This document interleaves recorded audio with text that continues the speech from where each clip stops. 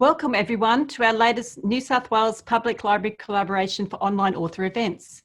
It's wonderful to know we have library members from across the state joining us this evening. Please sit back and relax, and if you have a question for our author this evening, then feel free to add it to the Q&A box and we'll get to audience questions towards the end of the event. I acknowledge the traditional custodians of the lands which each of us are on. I am on Dharawal country. I pay respect to Aboriginal elders past, present and emerging, and extend that respect to other First Nations people. I celebrate the diversity of Aboriginal cultures and languages across Australia. My name is Monique Akauola and I work at Sutherland Shire Libraries. This evening it's my pleasure to introduce one of Australia's favourite authors, Monica McInerney.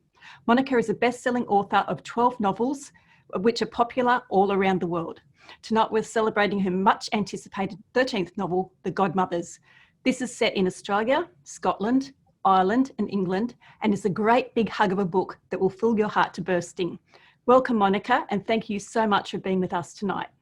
Hello Monique, and hello everybody in New South Wales. I'm sorry that we don't get to meet each other in person this year, but thanks so much to New South Wales Libraries for hosting me and get a chance to talk to you all in the comfort of our own home. So I hope you're all very relaxed and really looking forward to talking to you. Thanks Monique. Thank you. So our very first question for you is, what is The Godmothers about? The Godmothers is, it's a family mystery. First and foremost, my novels are often family comedy dramas because I love the whole drama and comedy of family life, and it's just rich for putting into novels, I think. But the plot that drives The Godmothers, it follows Eliza Miller, who is a 30-year-old Australian woman, and she's in Melbourne as the book begins. And I show her childhood just in a flashback chapter with chapter 1, and she had grown up as the only daughter of a troubled single mother, and her mother had always told her, when you turn 18, I'm going to tell you who your father is. So it had been a real story between the two of them all through their lives. And then just before a tragic event happens and she doesn't learn any of this truth about her father. And then into chapter 2, I promise I'm not going to go what happens in every chapter, but wouldn't that ruin the entire night? And you'll be falling asleep and I'm going, and in chapter 34, what happens is the story fast forwards and Eliza's now 30, and a series of events catapults her out of this life that she's created for herself in Melbourne, a very safe, secure, lonely life, obsessed with work, keeps the people at bay. The only people that she really lets into her life are her two godmothers, who are her mother's best friends, and their names are Olivia and Maxie, and both Australian. They had gone to boarding school with her mother, her mother's very best friends. But they both now live in the UK. And what sets the book up and running is Eliza finds herself leaving Melbourne very unexpectedly and arriving in Edinburgh in Scotland into a very complicated situation and family. So the story follows her. It's a family mystery, as I said, as she follows clues that she discovers have been left for her in unusual ways, and to find out who her father is. But it's also, I think actually more than anything, it's a story of moral dilemmas, because her two godmothers, Olivia and Maxie, know all her family secrets, and what they have to decide is how much of them are they going to share, and whether it would be for the best or for the worst for Eliza. So that's the story, the overall story, I think. That's fantastic, and yeah, having read it, it's a brilliant book. Can you tell us what inspired you to write this book? Yes, sometimes I can't answer that question, so it's always really good when I can. So the three things really. Number one is my own obsession with family secrets. I grew up in a big Irish Australian family in South Australia. I'm the middle of 7 kids, and I loved being around like different generations. Mum and Dad always had people visiting. We all had as our friends, cousins, aunts, uncles.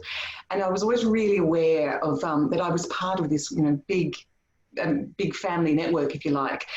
And as a child, I grew up hearing a story about my father's half-sister who had died in 1957, so 8 years before I was born. And she had drowned on the in an underground water tank on the family farm in the north of South Australia. And I always remember being really, really interested in that story and thinking, but how would she have drowned, in an underground water? How did she get in there? And was she pushed, or did she decide to do it herself? And I asked my dad, and he said, look, he didn't know more. He hadn't been living at home when that happened. And I asked my aunt, my dad's other sister, who was also my godmother, and she always evaded any questions I had to ask. She wouldn't give me a straight answer, and as a child, if you're not given a straight answer, you're very suspicious and you think there's more to it than I'm not being told. So that I grew up with that story, wondering, was there something that the next generation knew that they weren't telling me? And then more recently, the other story was my sister, when she turned 50, her best friend of many years gave her a bound collection of all the emails and letters that they'd sent each other over very action-packed years of their friendship, and apparently discussed in forensic detail, their boyfriends who are now their husbands, their families, relationships, work, everything. Really, really forensic. And my sister has made her husband swear that if anything happens to her, the first thing he has to do, don't even ring the undertakers, burn that book. So she says the last thing she wants is any of her kids to ever read it, to find out who knows what, because she won't let her brothers and sisters read it either.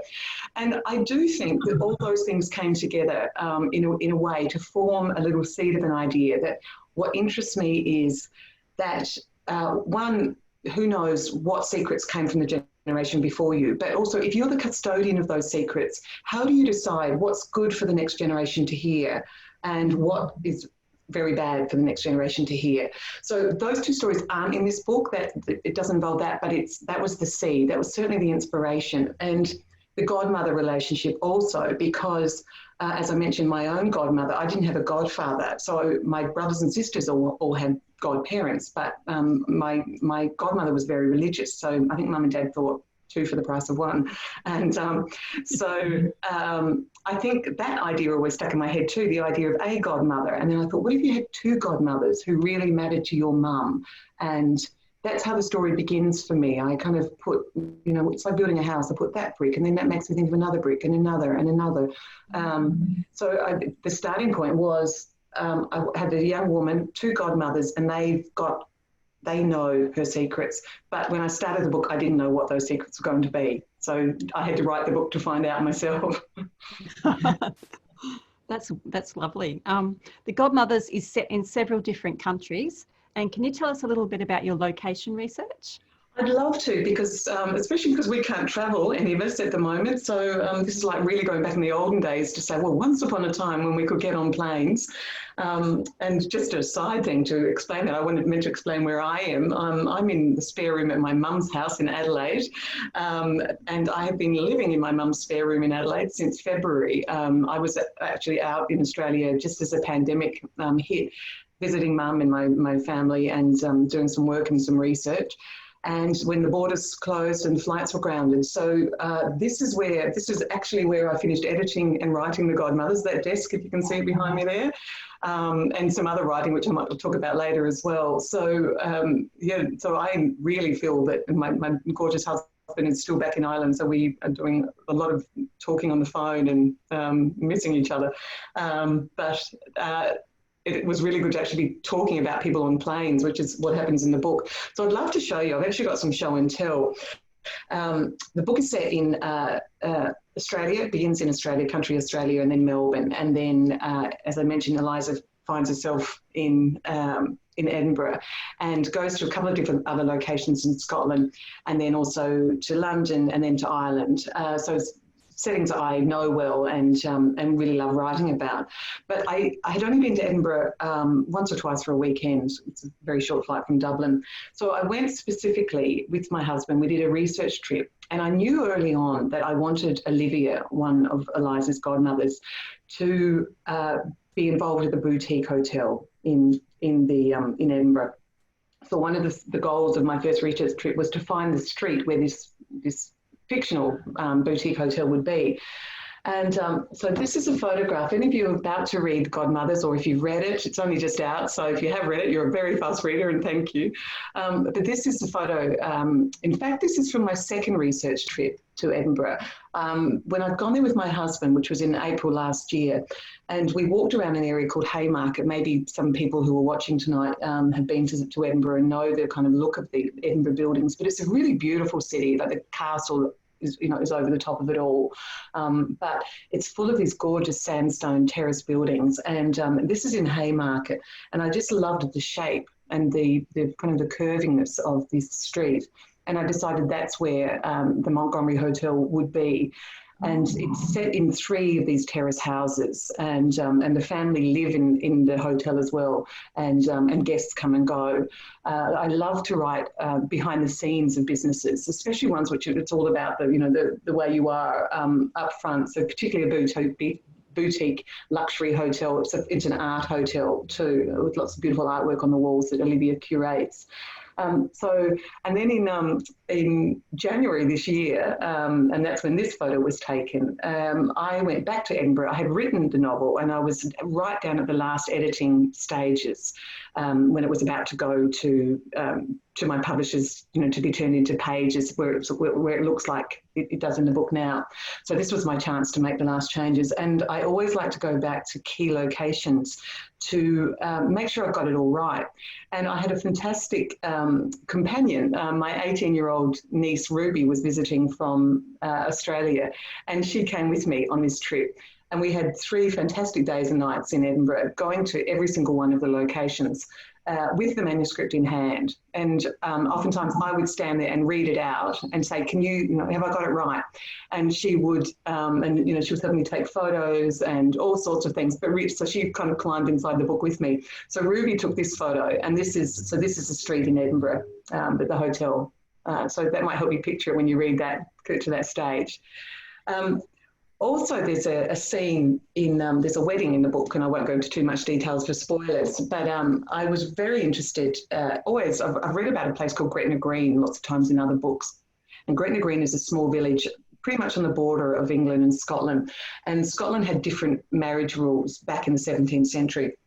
And since 1754, this town village, really, Gretna Green, has been a place that people go to elope or to have private small weddings. And it's now very much still a place that people go to get married. And I was just intrigued by it. So John, my husband, and I went there for a night too, and had a really entertaining time there, because it's like a theme world. It's like going to Waterworld or one of those places, but it's all about weddings.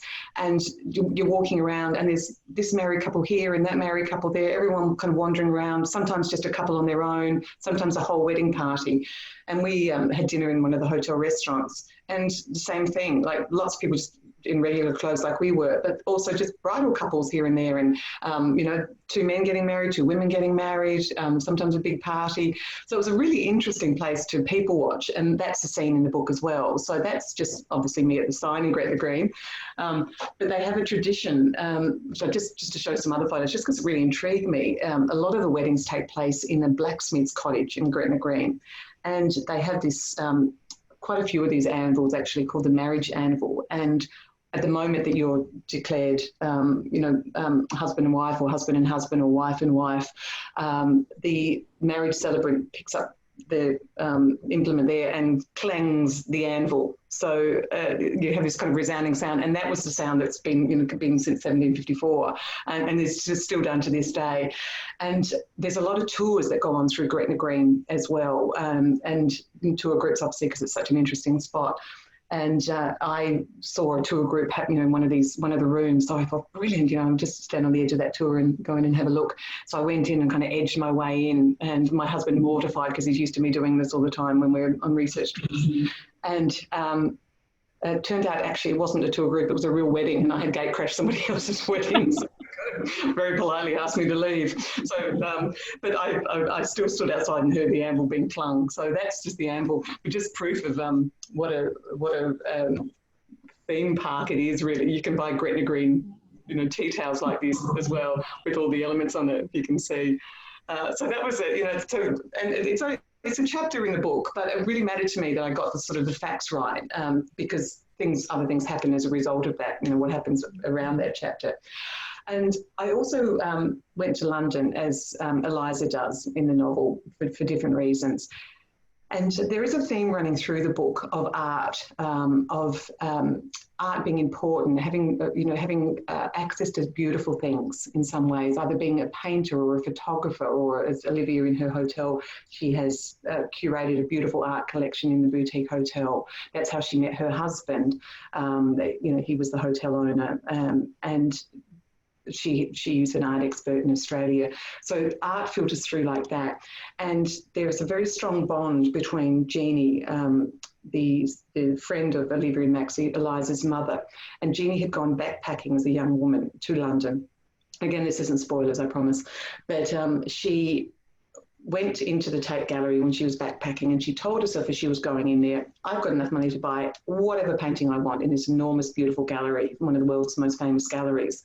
And so she said, that she wanted to do it, but she bought a postcard just in case it went missing in the mail, because they were going to ship it back to her. So this is the story that Eliza has grown up here, and her mother is fantabulous in terms of great storyteller.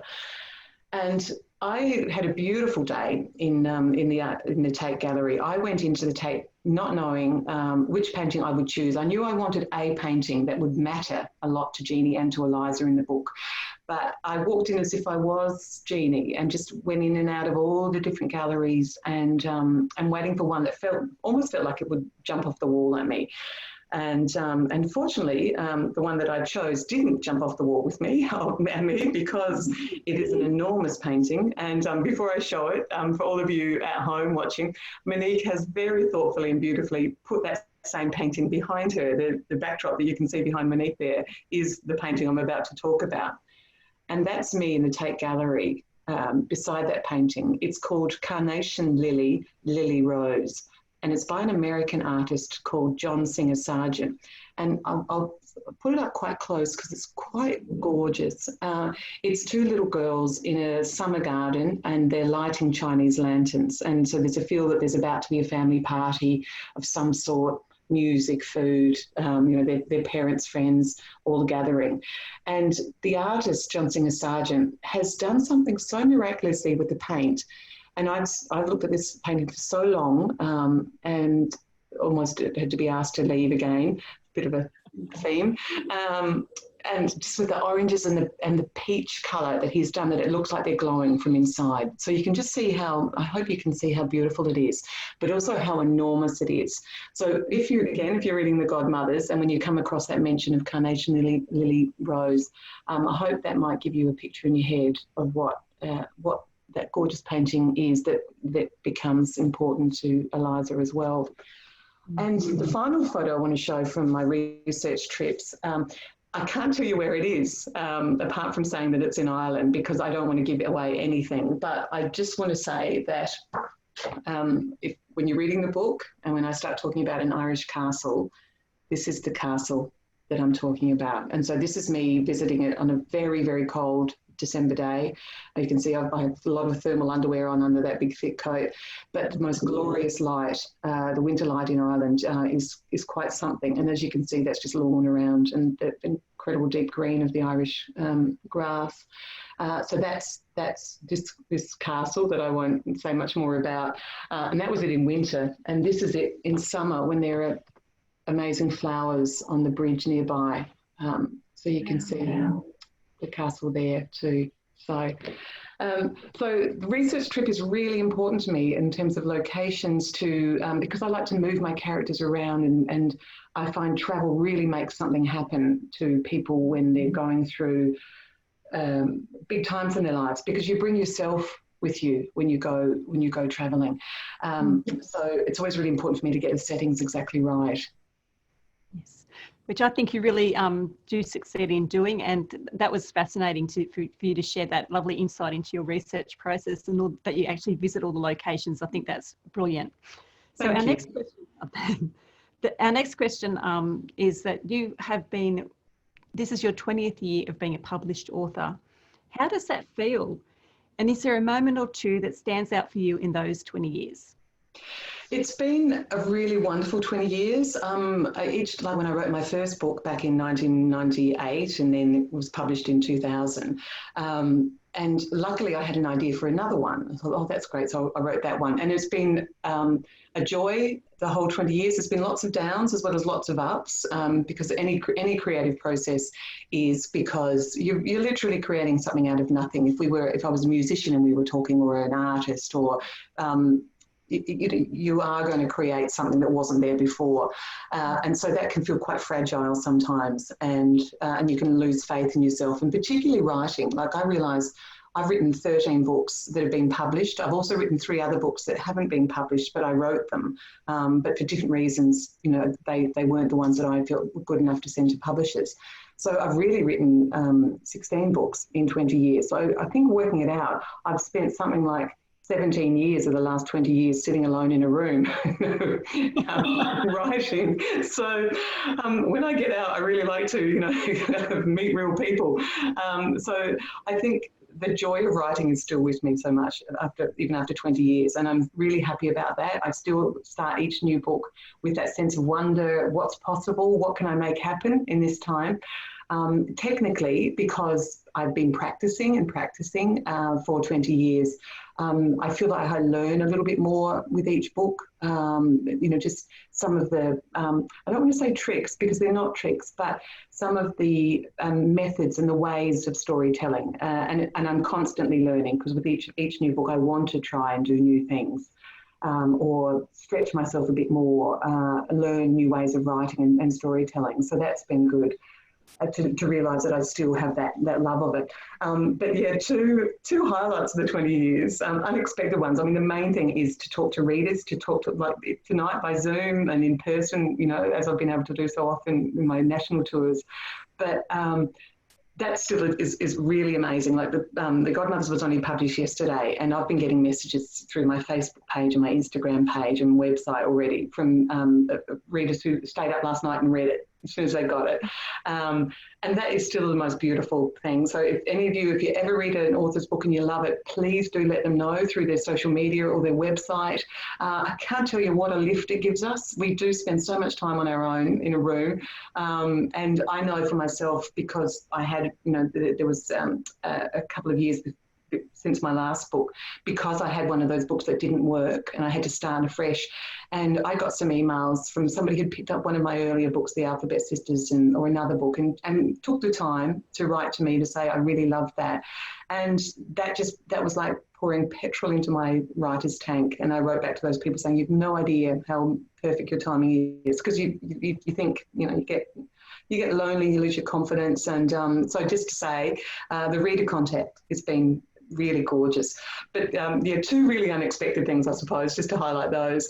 I wrote a book called The House of Memories, which was published in 2012, and it's got the original Penguin edition had a really distinctive cover, gorgeous blue sky, London house, and some blossom coming down. And in 2018, I was actually in Australia back on a book tour, and I started getting all these messages on my Facebook page from readers saying, quick, turn on Home and Away, quick, turn on Home and Away. Home and Away, the TV soap. And so I did. And there was a character, Maggie, who I hadn't watched this program, so I had to learn quickly who Maggie was. But Maggie was a very popular character who was in hospital, and she was lying in a hospital bed reading The House of Memories. So I got to see my book on Home and Away. So that was really, really unexpected. And then when I went back home to Ireland about a month later, Ireland gets Home and Away months later than Australia, and same thing happened there. I got to see it there too. So that just really amused me. I really like that.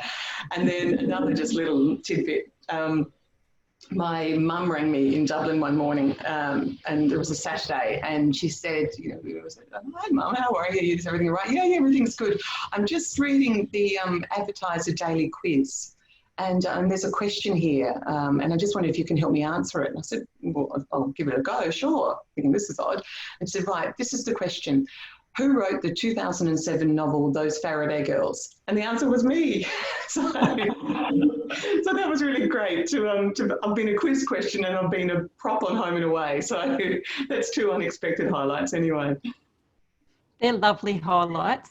And saying that, since you've shared your highs and lows of the of writing over the last 20 years, can you tell me, does it become easier to write a book or harder for you after all these years? No, it's hard every time, and I teach some writing courses, and that's one of the things I'm very realistic about talking to writers who are starting out.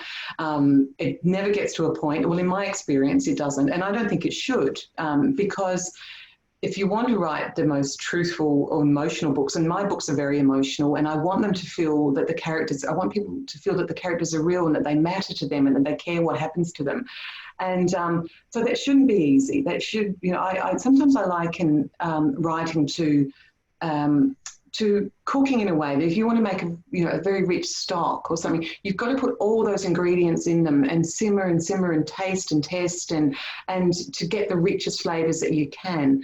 And I think for me that's what writing's like. I take my writing very seriously. I describe them as comedy dramas because there is always a serious base note to them, but I always put as much humour and entertainment in as I can as well.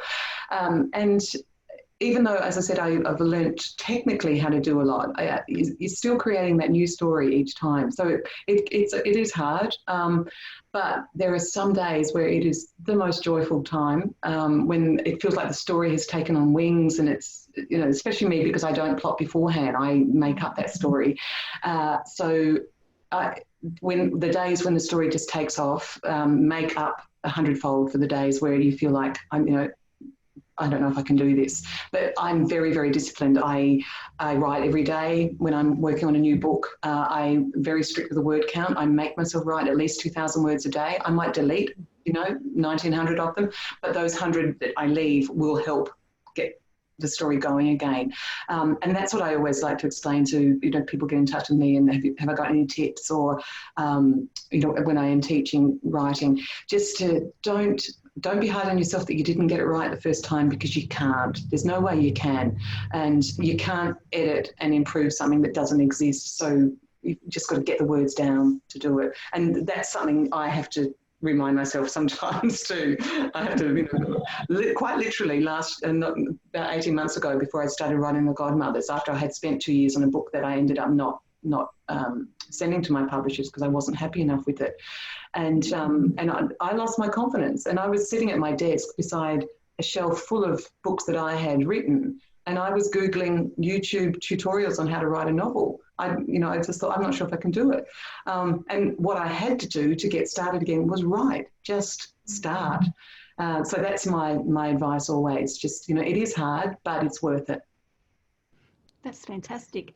So on your blog, you've written a couple of articles that discuss your writing superstitions. So now that The Godmothers is finished and published, could you share some of your rituals and collections that you created as you wrote this book? I can, and I have a photo too. So I should explain first, with each of my novels, and particularly, like The House of Memories, again, to talk about that one, in that book, the family's surname is Fox. And so the family, I know a couple of families with the surname of Fox, and they, of course you would collect Fox objects and Fox memorabilia and posters and different things.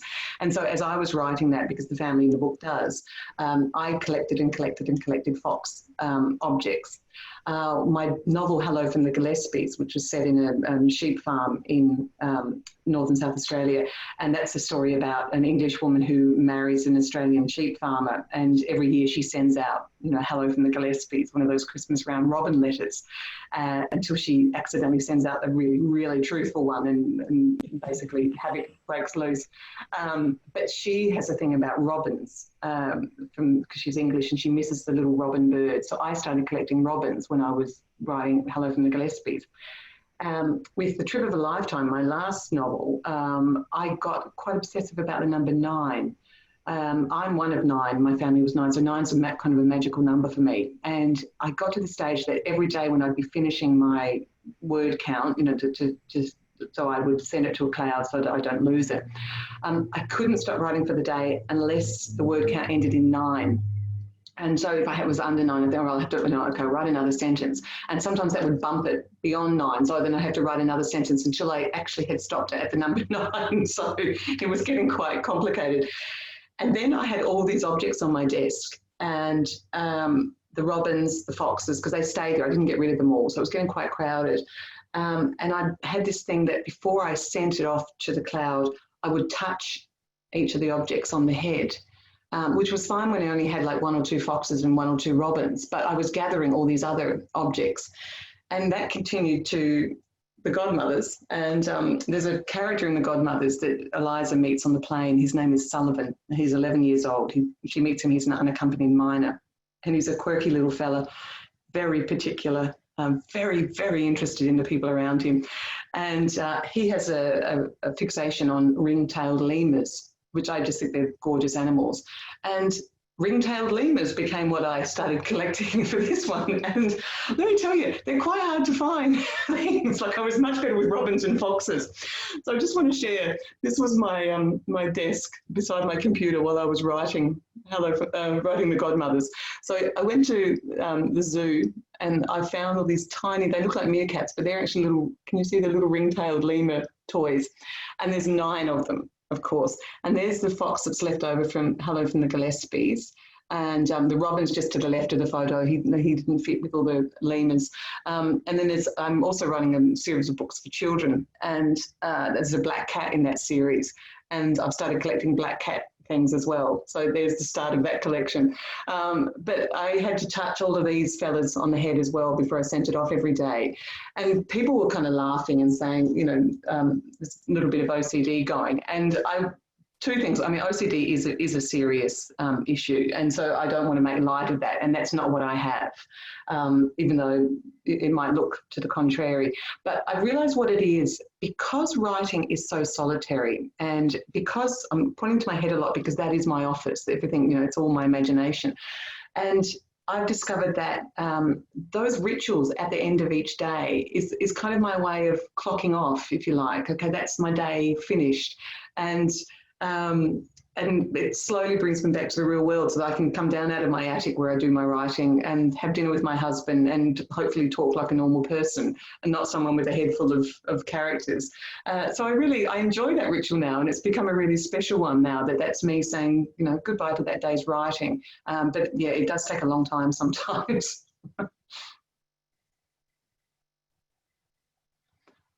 Oh, Monique, I can't hear you, sorry. I said that's quite an impressive collection of lemurs, I must say. They look lovely, and a lovely number. They're very cute. They're gorgeous. Could you share with us what you've been reading this year? I'd love to.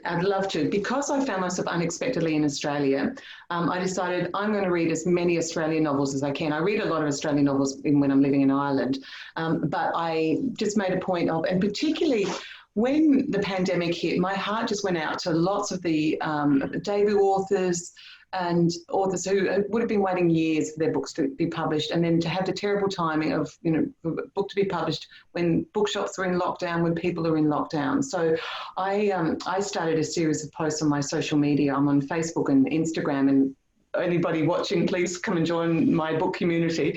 I do a lot of giveaways, and I do a lot of talking about other people's books and my books too. And I did a series of posts called Don't Leave Me on the Shelf, and just trying to highlight as much as I could some of these, you know, new authors that were coming out. So that's been really, I really love that, and I've read so many great authors. But just to show a few of ones that I've read this year that I've loved, and not all of them were during that time. I'm going to show 3 that I read. This one I loved. This is Josephine Moon, who's not a debut author. She's a much loved author. I think it's her 4th book.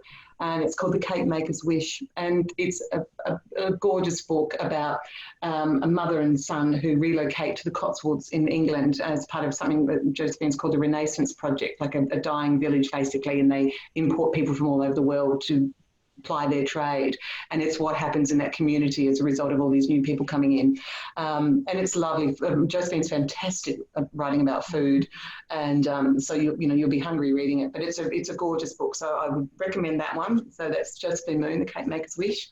I also read this amazing biography, Tell Me Why, the biography of Archie Roach, which has been winning awards, and so understandably. I knew Archie Roach's music, but I didn't know his whole life story. And it's a really important book I think for Australians to read, and for music lovers to read, and for parents to read to their kids. It's and he's such an extraordinary man, and it's beautifully told. And so I heartily recommend that. And then you'll want to listen to Archie Roach's music afterwards. So that's the second one there. I was a little slow to this one. This actually came out in 2019, and it won the Stella Prize, and it won the 2019 New South Wales Premier's Award as well. And I hadn't read it, and I read it during lockdown, and I love this. It's a non-fiction. It's a memoir piece, and Vicky Lavu Harvey, I'm sorry if I'm saying that wrong, Vicky, and she and her sister have to go back to their childhood homes because their mother, their parents need care. And basically their mother is pretty much a witch. She's very, very, very difficult, and Vicky's had a very, very difficult relationship with her all their lives. And it's so honest and compelling, and like I write fictional families, going through lots of ups and downs and troubles. And this was a real story. So if you love hearing about other people's really dysfunctional families, I heartily recommend that one. And so that's The Erratics. And the two I'm looking forward to reading, which I've just picked up in recent days. But I've heard wonderful things about. This one here, The Mother Fault, by Kate Mildenhall, which is set in a kind of dystopian future, and a woman has to go on the run with her two kids after her husband disappears, and it looks like the government might have something to do with it. And it's one of those books which, and I watched a great Zoom interview with Kate actually last week, and she was saying she wouldn't have known when she was writing this book how prescient it might be, but what's happening around the world in terms of governments and dictators, etc., and surveillance of citizens and everything else that's happening. So I'm really looking forward to that because I've heard fantastic things about that. So that's The Mother Fault by Kate Mildenhall. And then this is one by a South Australian writer, beautiful cover, Victoria Herman, and this is called The Women's Pages, and this is historical fiction, but not too far back. It's set during Sydney in I can't see without my glasses, 1947, so kind of the war years, and just after the war is finished. And it's about a young woman who has got a lot of grit and a lot of spark and finds herself editing women's pages, not doing what she'd like to do with her career. And I love the sound of this, and I love the look of it. So I'm looking forward to reading that soon too. So that's my recommended reads for the time being. Well, that's certainly added some books to our to-be reading pile, so that's fantastic. Thank you, Monica. So it looks like we've got quite a lot of questions that we could get you to answer from our audience. Thank you. I just wanted to ask you one more question. This is the last question, and we always ask our authors during this event program. Jane Eyre or Wuthering Heights? Oh, Jane Eyre. Okay, there you go. Straight Thank away. you very much. Okay, so I'm going to get to the questions now, and I'm going to see what we've got in there. There's a lot of questions. Thank you, everybody. Our first question is from Wendy, and she said, how long did it take you to write the book, and was it commissioned by your publisher? Thank you for your question, Wendy. It took me about 18 months to write, but about 3 or 4 months of that, I wasn't actually physically writing. I spent a lot of time before I start writing a novel imagining my characters. So I did a lot of thinking about Eliza, the young woman, and also her mother, Jeannie, who's the troubled mother, and the two godmothers.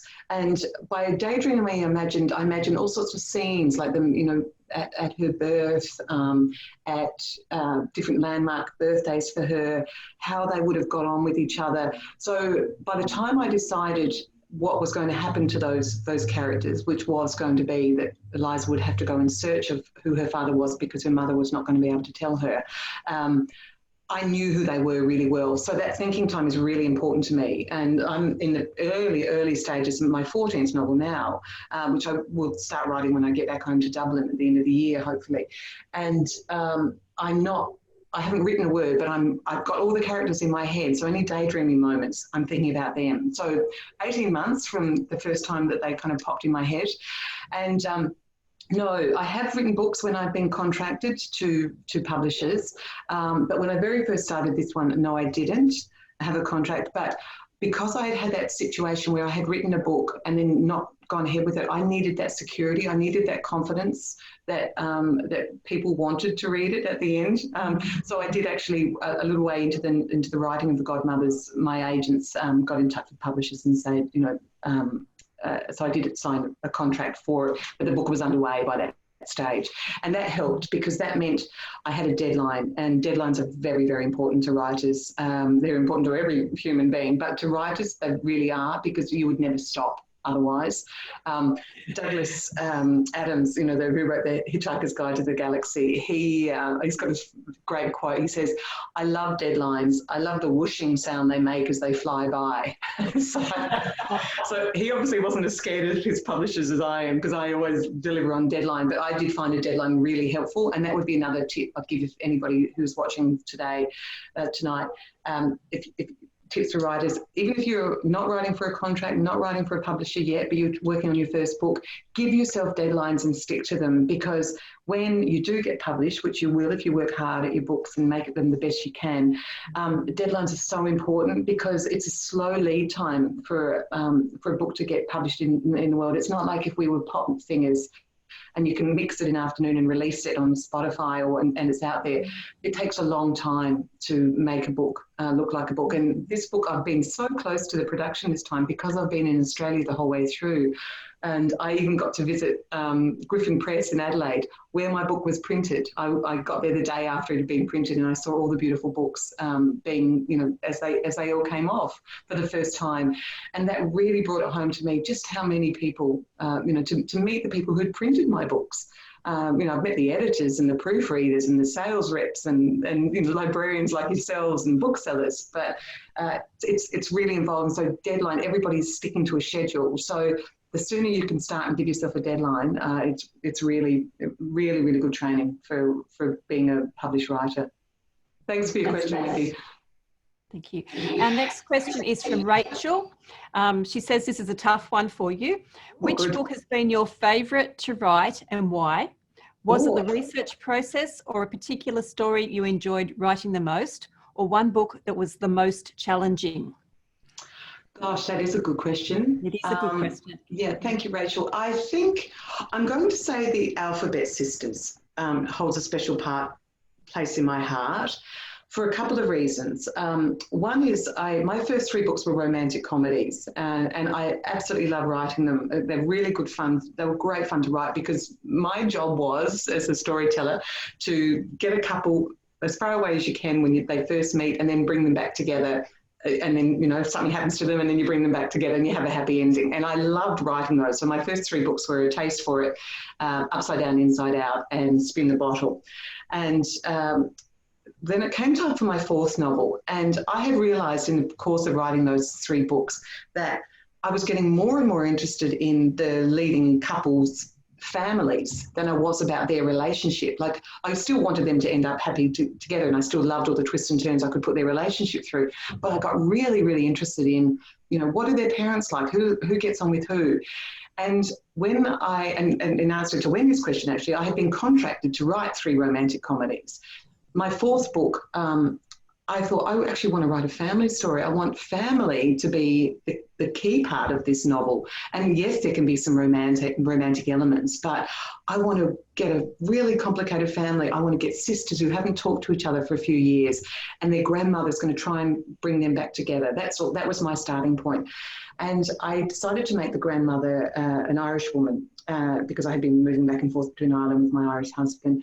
And I love older Irish women. They're so full of, all older women generally are so brilliant because they'll say anything, and, they've got the world experience behind them. But I particularly wanted to make her Irish. So I created a character called Lola Quinlan and her family, who have 3 granddaughters, Anna, Bette and Carrie, who are the Alphabet Sisters. And I've never been able to let go of Lola since. I've since written 2 more books about her. One's called Lola's Secret, and the other one's called The Trip of a Lifetime. And I've written a short story about Lola.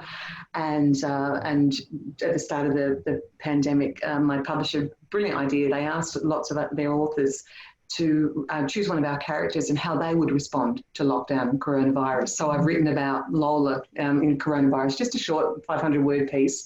And so I think the Alphabet Sisters would be the book I would say for all of those reasons. It was challenging to write. There's some very sad moments in that book. I laughed a lot while I was writing it, and people tell me they laugh a lot when they read it. It was me wading out deeper into more subject matter than just, not ever to discount romantic comedies, because I still love to read them. So yeah, but it felt like that was when I found this is what I really want to write about. And it's also set in my hometown of Clare, in the Clare Valley of South Australia. So it was a love letter to my hometown as well, I think. And my dad died in 2000, and Mum moved out of Clare in 2002, and I wrote this book in 2003. So I think it was me also returning to my hometown, even though my family wasn't there anymore. So that book has lots of emotional memories for me. Thank you for the question, Rachel. Yes. Our next question is from Janice, and she's referencing COVID-19. Hi, Monica. Do you think you'll use COVID-19 as an inspiration for one of your novels? Janice, do you think anybody will ever want to read about a pandemic? I don't know if they will. I know, I think, but isn't it interesting? I was talking about that with somebody today, actually, and we were talking about how after September 11 in New York, that it took about 10 years for novelists and filmmakers to start working with that. It's something that is so seismic for the world. We almost need to make sense of it in a way. And I think that what's happening with the pandemic is it's going to be around for a lot longer than we expected. My husband's back in Dublin, and they're in lockdown again in Dublin, and heavy restrictions, and the UK's in a bad way, and Spain and Italy and America, like everywhere. So from my point of view, it's hard to write about when I'm still in the middle of it. But it's been a very unexpected year for me in so many ways that, when I said goodbye to my husband in February at Dublin Airport and saying, see you in a month, and, big hug, and by word, I would have given him a much longer hug if I'd known it was going to be 9 months till I see him again.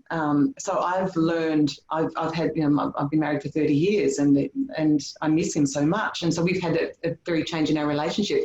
That might come into one of my novels in the future, because I now know the emotions involved with being separated from my husband for reasons that we didn't choose. I've also had the incredible silver lining of time living with my mum, who's 81. I left home at 16 to move to Adelaide to go to uni, and then didn't, and started work at a children's TV show instead, and then I've been on the move ever since. So this is the longest time I've had with my mum since I was 16 years old, and I'm 55. That's a long time. And mum's had, some pretty bad health scare. She's in great form now.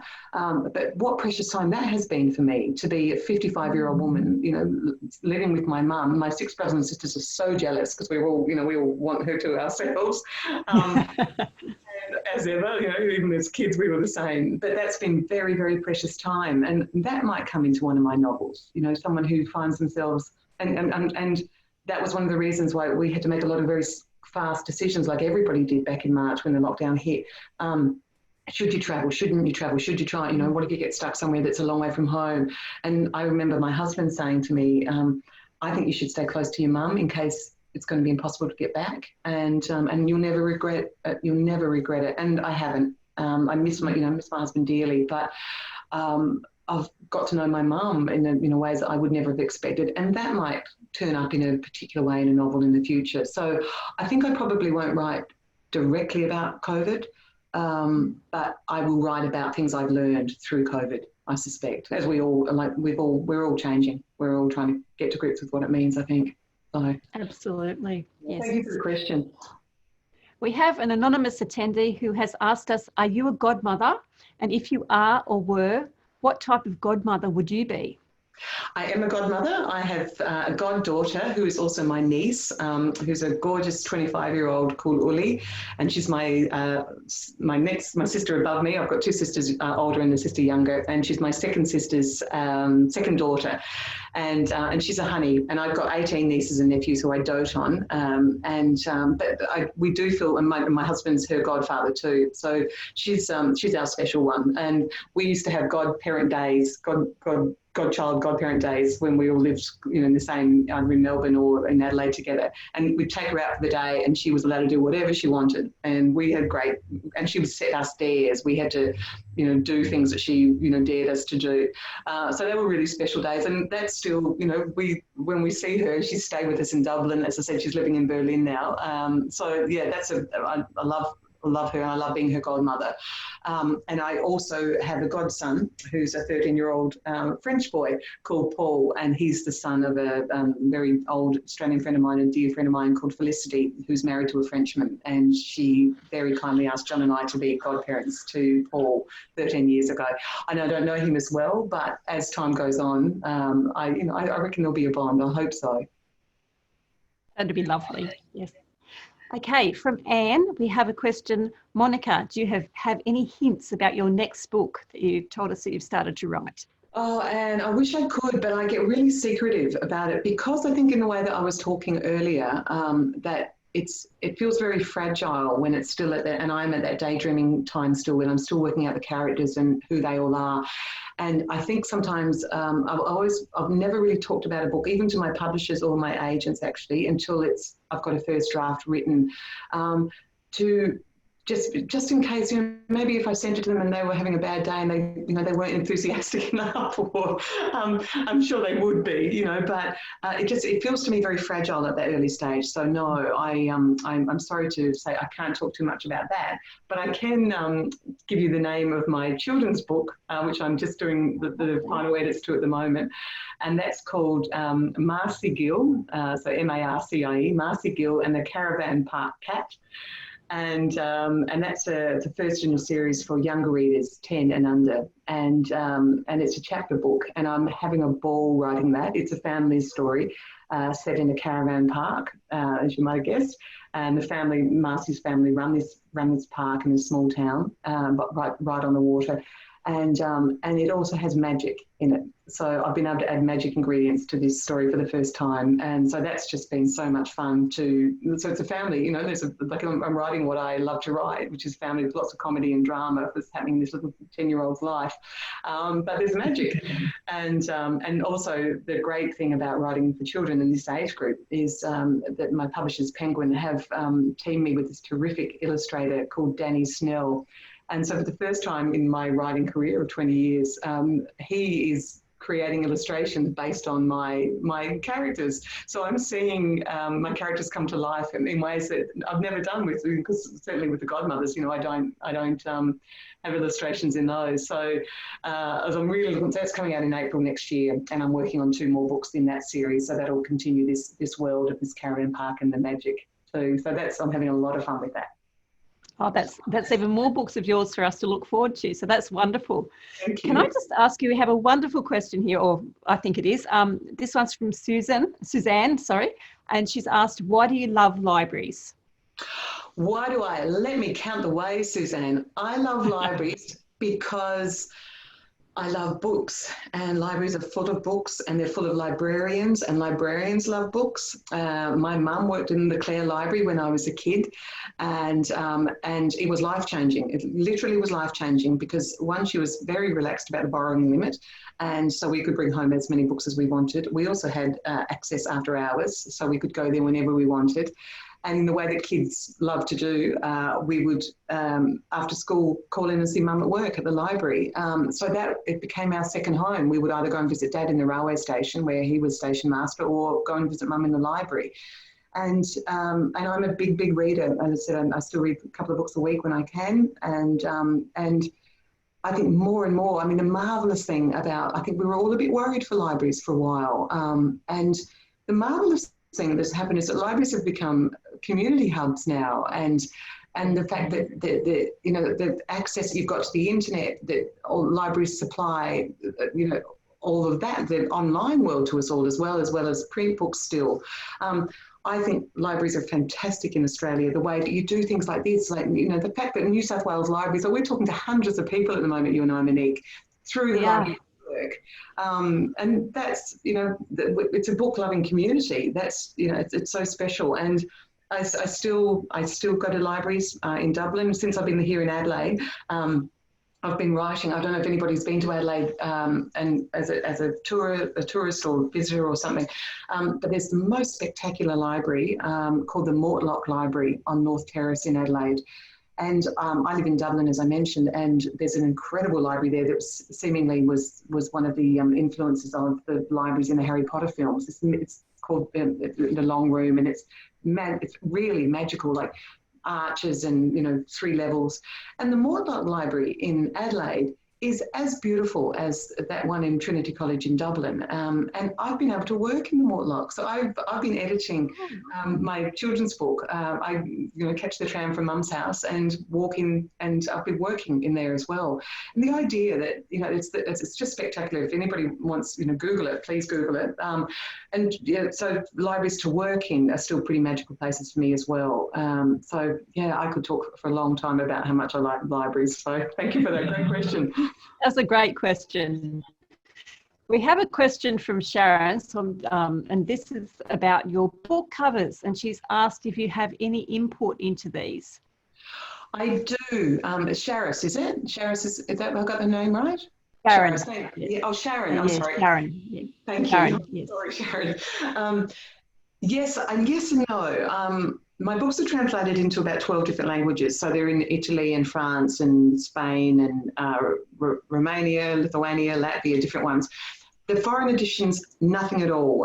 What happens with those is I get a notification, like an email from one of my agents to say, good news, we've sold the rights to a Latvian publisher.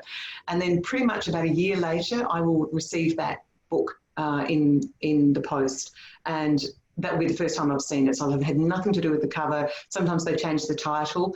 If anybody is interested actually in seeing how different all those covers look, I did a series on my Facebook page. So you can just hop onto my Facebook page and scroll back through. Over the last 3 months, I've been looking back at all 12 of my books, and every week focusing on a different book and talking about the research and the writing and also the different covers internationally.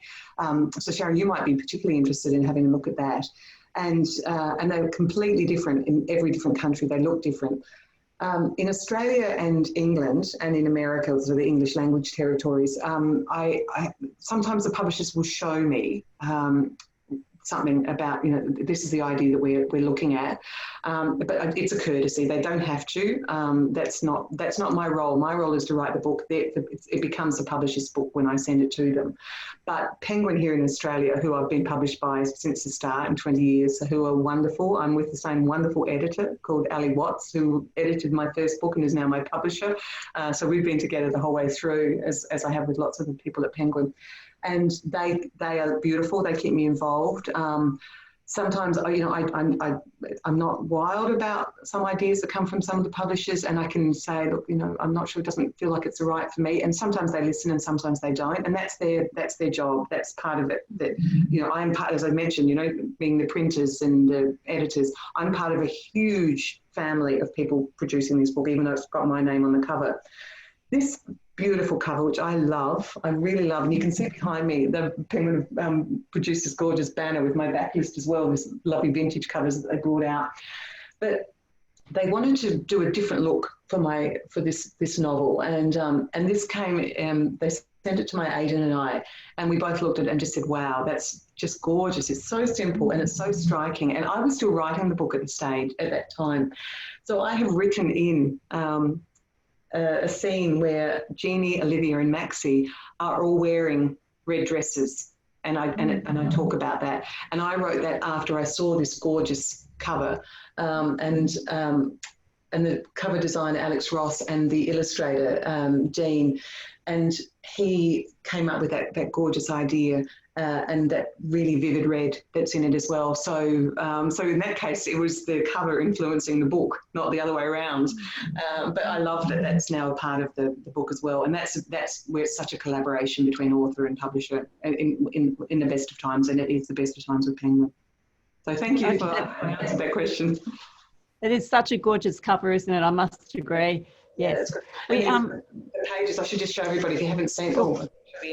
Yeah, it's also got these gorgeous. I just realised they matched my dress. Actually, I didn't realise. Oh, that's very nice. Yeah. So that's the inside too. So yeah, that's the close up of the gorgeous red. So thank you for your question. Okay, we only have time for one more question. So this is our final question, and this comes from Lynn. I love your books, Monica, and the insights you have into sibling issues, relationships, grief, etc. Do you think being one of 9 children has given you the wonderful wisdom you impart in your writing? Oh, firstly, Lynn, thank you so much for loving my books and thank you for reading them. It means a lot to me. I do absolutely think growing up in a family of 9 is why I'm a writer. I'm one of 7 kids, so mum and dad is where the 9 comes from. So, yeah, absolutely. And I'm the middle child, and I grew up in a full of love and full of liveliness. But we had it, like every family. I put this proverb at the front of those Faraday Girls, another of my novels. And the proverb reads, no family can hang out the sign, nothing the matter here. And I think I could put that in front of every one of my books, because within a family, and particularly a big family like I grew up in, and you're exposed to so much about the world and different generations, and people go through troubled times, people go through glorious times. Love, there's lots of different sorts of love. There's lots of, there's jealousy, there's selfishness, everything happens in a family. And, but we're very close, my family. We love each other very much. And I've always felt their support too. So I'm lucky I'm able to write about very dark things that can happen in human lives because I have that bedrock underneath me. I know that. And that gives me the confidence, I think, to wade out deeply sometimes. The Godmothers, as I said, it's full of humour and full of secrets, but it does touch on some very serious issues about mental health and different things that can derail a person's life. And I think having grown up in, surrounded by lots of very different personalities, but also that bedrock is why I can write what I write. I'm sure of it. So thank you. That was a great question to end on. Thank you. It was a good question, wasn't it? So I'd just like to thank you, Monica, for a wonderful discussion. And thanks to everyone who's joined us this evening for this event. May I remind you that you can purchase copies of The Godmothers online from Booktopia, or you may choose to support one of your local bookshops. We hope to see you at future events with the New South Wales Public Library Collaborative. And I'd just like to say again, thank you, Monica, and good night, everyone.